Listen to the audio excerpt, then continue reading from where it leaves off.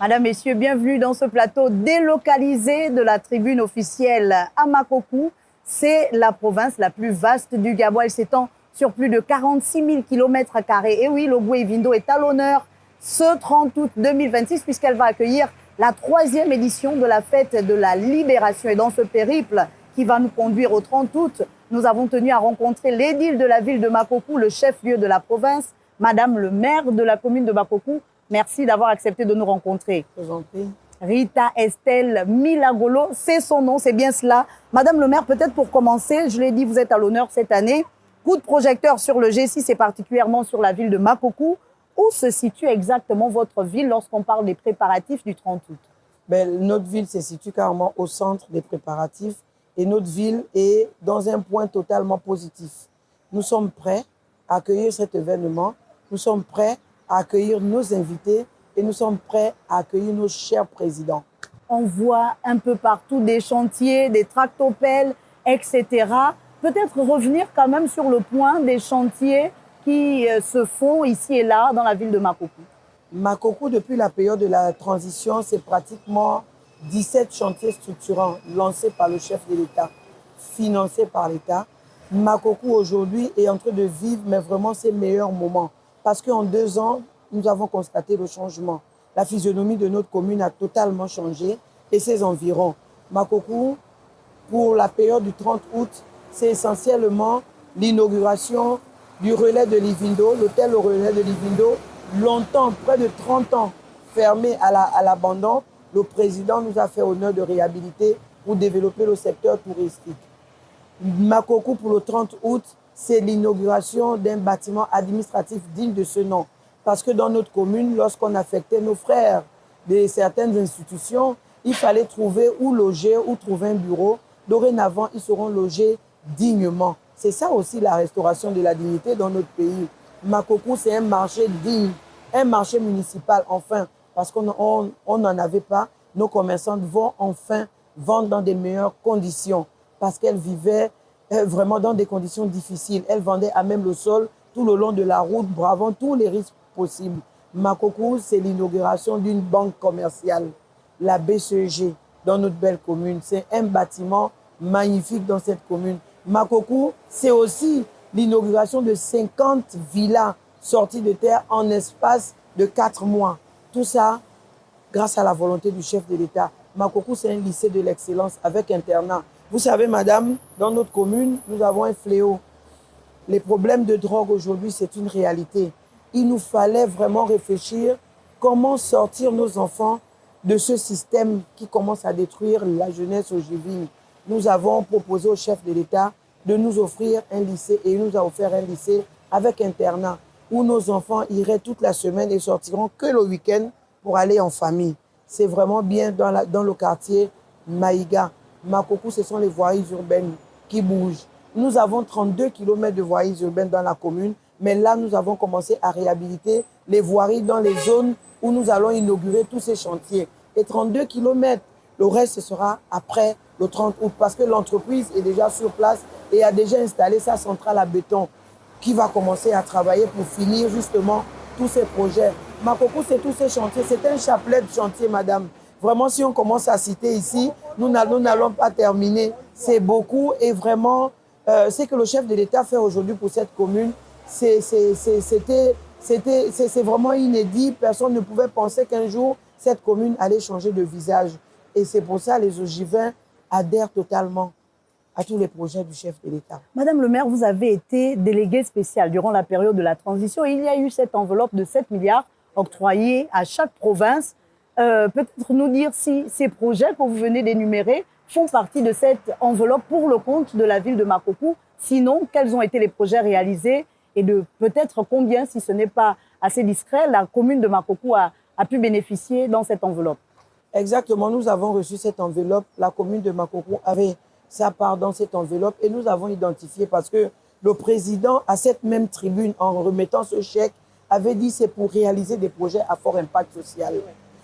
Dès que nous avons reçu ce chèque, nous sommes assis avec les fils de la province et nous avons commencé à identifier des projets structurants, des projets à fort impact social. Et à partir de là, nous avons décidé de nous lancer.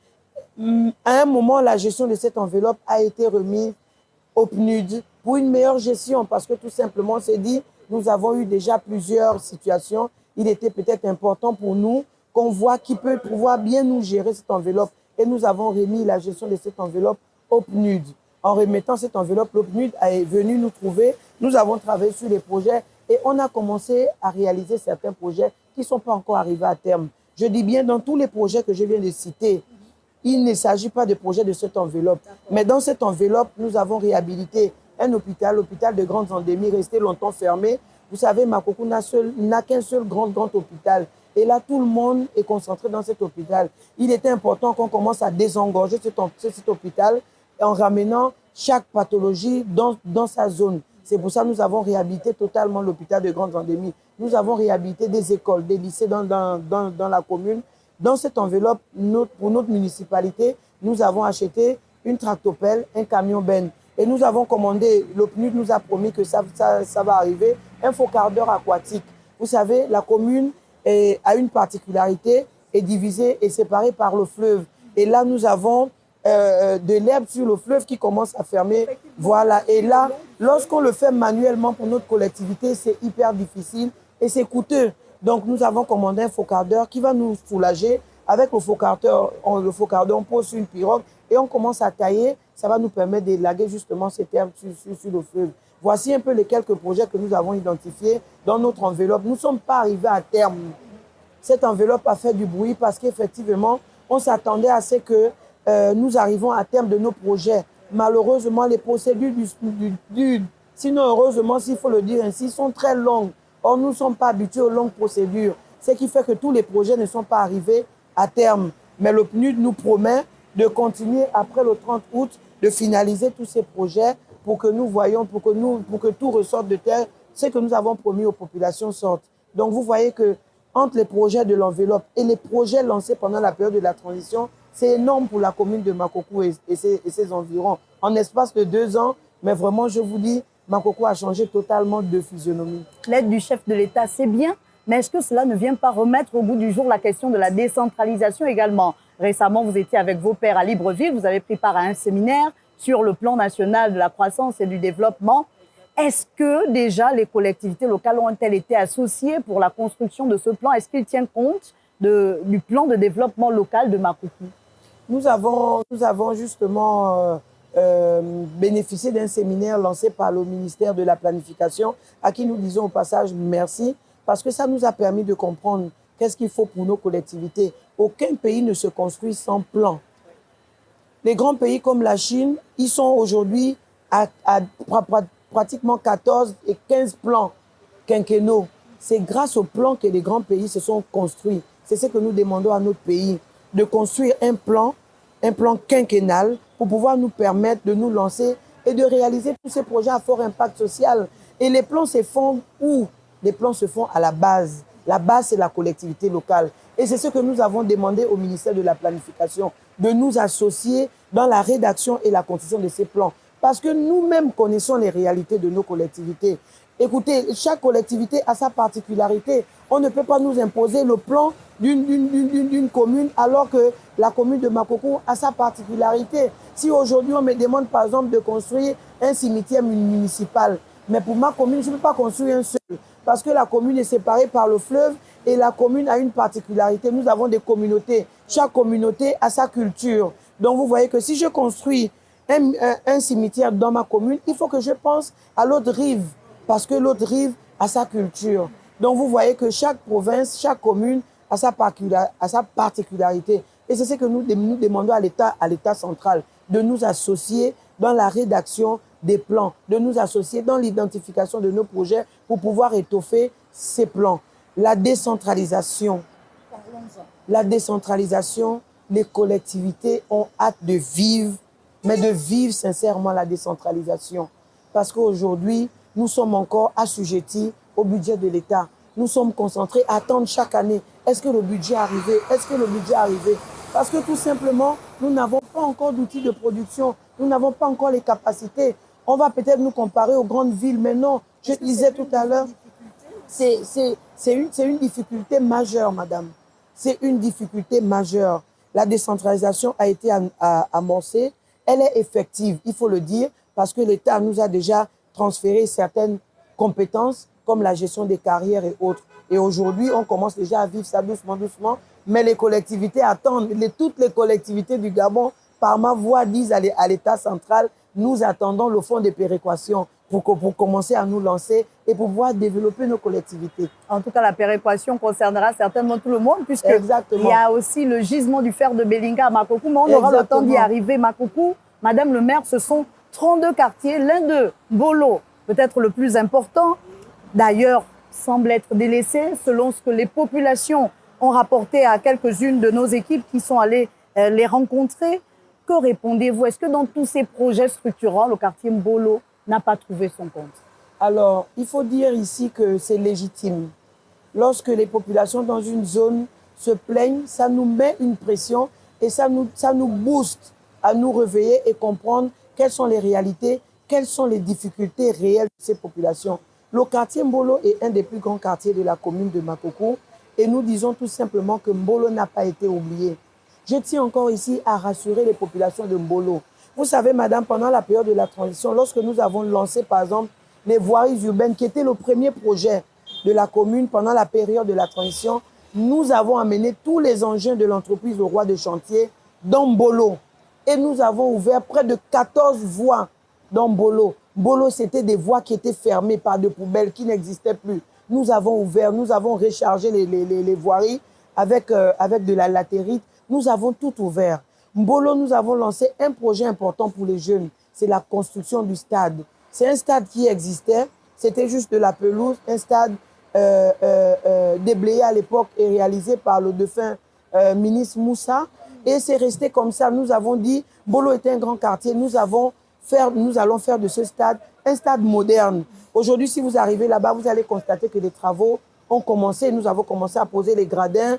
Le sol a déjà été fait. Il y aura des box. Ce sera un stade moderne pour ce quartier. Nous avons commencé la construction d'une école primaire dans Mbolo 3. C'est pour désengorger les autres écoles qui sont dans la zone. Oui. Donc, vous voyez qu'il y a des projets qui se font. Mbolo et les autres quartiers pensent que les projets se sont arrêtés ou ils ont été oubliés. Oui, parce que quand cette entreprise-là arrivée, on a vu cette entreprise se déployer, excusez-moi, dans tous les quartiers. Mais après, dans le cas du 30 août, il fallait concentrer toutes les entreprises dans ces projets que j'ai cités dans mon entame que le patron va inaugurer dans quelques jours. Il fallait multiplier les équipes, il fallait ramener tout le monde au niveau du centre-ville où tout est concentré. Est-ce que vous rassurez que ces projets vont reprendre après le 30 août? Je rassure les populations de Mbolo et tous les autres quartiers. Parce que qu'est-ce qu'Andok dira? C'est en périphérique. Qu'est-ce que Yoko dira? Qu'est-ce que Mbeza dira? Qu'est-ce que Maïga dira? Ce sont des quartiers en zone périphérique et qui disent aussi la même chose que Mbolo. Mbolo a de la chance parce que c'est au centre-ville. Donc on ne peut pas oublier le quartier Mbolo.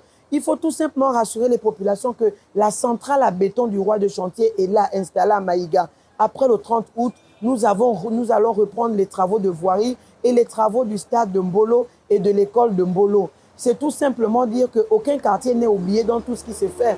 Makoko, quand on commence à compter 32 quartiers, Mbolo fait partie des 32 quartiers. Comment oublier un quartier Mbolo? Et Mbolo, pour nous les politiques, c'est la zone où nous avons le plus grand électorat. Donc oublier ce quartier, c'est carrément se tirer une balle dans le pied. C'est pas possible. Je rassure encore mes parents de Mbolo et ils savent de quoi je parle. Mbolo n'a pas été oublié, les autres quartiers aussi n'ont pas été oubliés. Nous allons reprendre tous ces chantiers après le 30 août, je vous le promets. Quelques autres difficultés quand même énumérées par les populations. Madame le maire, les problèmes liés à l'adduction en eau potable et surtout ceux liés au transport.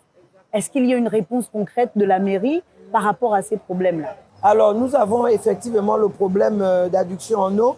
Effectivement, la commune de Makoko vit un stress hydrique depuis fort longtemps. Mais le ministre de l'accès à l'eau et l'énergie, il y a quelques mois, est venu nous rassurer avec le directeur de la société. Il y a d'ailleurs un ressortissant de la province. Exactement. Il est venu nous rassurer. Il a dit les problèmes d'eau et d'électricité vont être réglés avant le 30 août. Les populations peuvent constater aujourd'hui que la SCG est à pied d'œuvre.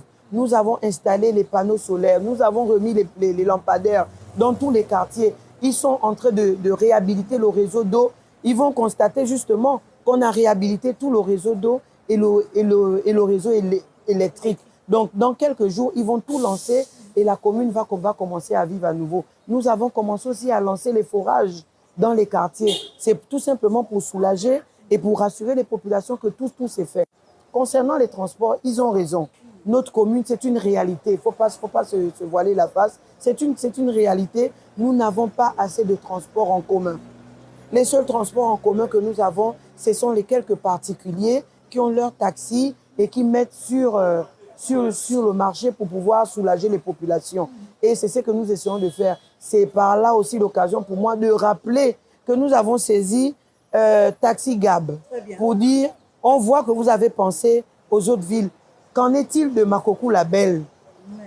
Qu'en est-il de Makoko la Belle? Le directeur de Taxi Gab nous a rassurés en disant, il est là-dessus, il va voir qu'est-ce qu'il faut faire. C'est déjà un point de départ pour venir régler le problème de transport dans notre commune. Et il y a Transrub, il faut quand même le notifier, qui nous accompagne aussi, qui met souvent un bus pour pouvoir aider en période scolaire, voilà, qui aide énormément. Là, en ce moment, oui, les taxis, il n'y en a pas assez. Parce que tout simplement, la mairie a demandé aux taxis de changer de couleur, de mettre les couleurs de notre commune.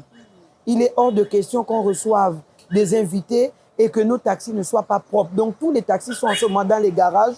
Nous avons tenu une réunion hier avec les propriétaires de ces véhicules. Ils nous ont rassuré que les peintres sont à pied d'œuvre pour pouvoir livrer les taxis avant l'arrivée du patron. C'est tout simplement ce qui nous amène à constater qu'il n'y a pas assez de taxis dans la ville. Madame le maire, on s'achemine vers la fin de notre entretien, mais on ne saurait terminer sans relever le fait que vous êtes la première femme maire de Makoko, première femme Kouélé, pour la précision, une des ethnies qu'on retrouve dans la province. Comment vous arrivez, du haut de votre fauteuil, à conjuguer avec la diversité ethno-linguistique de la province et de la ville, en particulier de Makoko? Oui, c'est pas facile, mais quand on est enfant de la zone, on n'est plus Kouélé, on n'est plus Kota, on n'est plus Fan.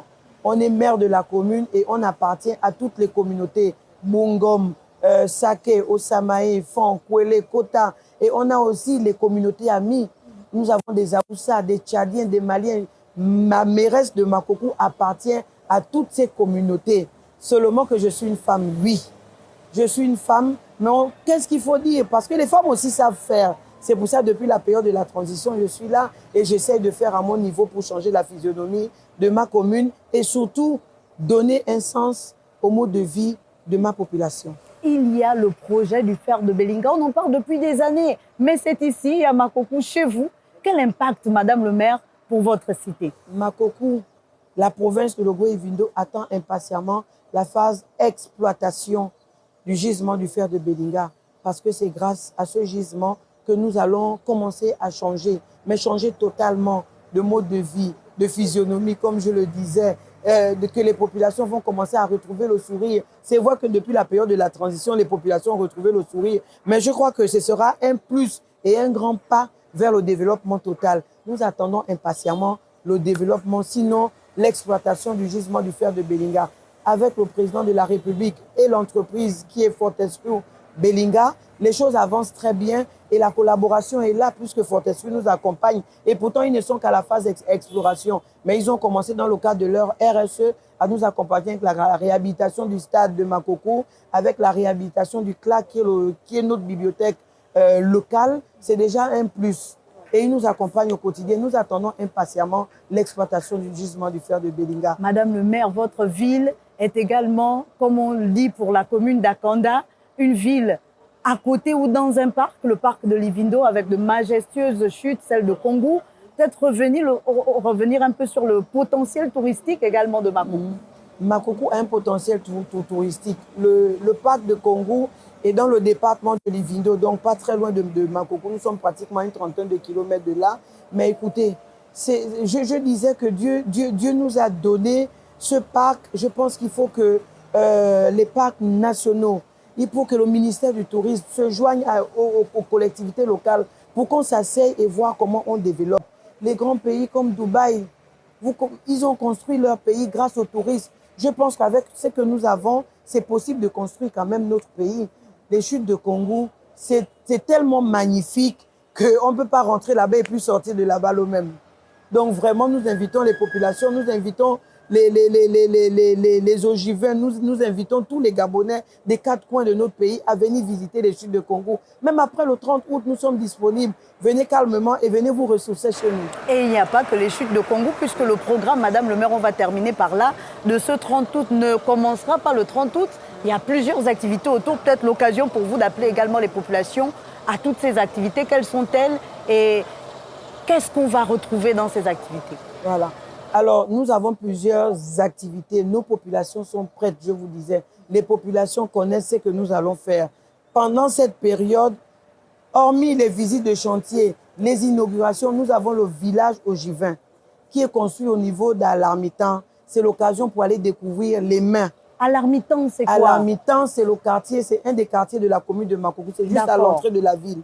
Un village Ogivin a été construit là-bas. Nous aurons des expositions de tout genre. C'est l'occasion de venir découvrir notre diversité, de venir découvrir la culture ogivine et de venir comprendre comment fonctionne le peuple ogivin. Tout va se faire dans ce village. Nous aurons tout ce qu'il y a de beau dans chaque village. Pour le 30 août, nous aurons plusieurs activités. Il y aura un match de football. Il y aura une finale lancée par le chef de l'État. Peut-être que je serai même sur le terrain. Mais on l'espère, il y aura Madame le maire. Le samedi. Et là, je veux courir parce qu'on a assez de poumons ici à Makoko. Très bien. Et là, nous allons tous courir pour le cross. Il y aura plusieurs activités. Venez participer, venez vivre. Et c'est sûr qu'avec le concert du 30 qui se fera ici à la place des fêtes, nous allons danser. Nous allons danser au rythme de la commune de Makoko et de la province de Logo-Ivindo. C'est plusieurs activités. On ne peut pas citer ici, c'est un chapelet parce que tout commence à partir du 29 comme activité. Mais il faut quand même préciser que depuis hier, nous avons la centrale d'achat qui est là, qui nous vend mais vraiment des produits pour nos foyers à moins de coûts, mais vraiment pour lutter contre la vie chère. Allez-y, mes populations, au niveau de l'esplanade du gouvernorat. Vous allez trouver la boîte de conserve, la boîte de sardines que moi j'aime bien là. C'est moins cher là-bas. Le sac de riz, c'est moins cher. Nous avons aussi, madame, la caravane médicale qui a commencé hier. C'est au niveau du centre régional de Makoko. Et là, nos populations, ils sont depuis 5 heures pour se soigner. Il y a des opérations. Nous avons pratiquement 14 spécialistes qui sont là. Entre les cardiologues, les gynécologues, les anesthésistes, ils sont tous présents dans la commune de Makoko-la-Belle. Venez vous faire soigner et c'est gratuit. Nous avons d'autres activités comme ça que je ne vais pas citer ici, c'est tellement long, madame. Sinon, nous allons prendre toute la journée. Madame le maire, on est arrivé à la fin de notre entretien. Un mot à l'endroit de ces populations qui vous regardent pour revenir quand même sur la commémoration de cette 3e édition de la Fête de la Libération. Dire à mes populations que Makoko est en train de vivre ses meilleurs moments. Nous allons recevoir le Gabon entier. Continuez à être accueillants comme vous savez le faire. Ouvrez vos maisons, ouvrez vos portes, donnez un morceau de manioc, un morceau de pain à nos invités. Gardons notre ville propre. Vous le savez, c'est Makoko-la-Belle. On ne dit pas Makoko-la-Belle pour rien. On dit tout simplement Makoko-la-Belle parce que c'est une belle ville. Alors continuons à maintenir notre ville propre. Soyons souriants. Recevons bien nos invités. Tout se passera grâce à la volonté de Dieu vraiment dans des meilleures conditions. Pour nos invités, j'insiste, nos invités, venez découvrir la commune de Makoko. Venez comprendre ce qui se fait ici. On ne va pas tout vous expliquer ici. Nous avons le bon ngos, le vin de maïs. Nous avons le bon plat soukouté. Venez découvrir. Nous avons le bon poisson frais, le poisson chat de Livindo. Venez découvrir ce qu'il y a de beau et soyez patients parce que quand vous allez arriver, nous avons, oui, certes, les problèmes d'hébergement, mais on est sûr que chacun trouvera un lit où dormir. Ne vous inquiétez pas, on vous attend. Et c'est ce qu'on retient, Madame Rita Estelle Milangolo, maire de Makoko. Merci à vous d'avoir accepté de vous entretenir avec nous.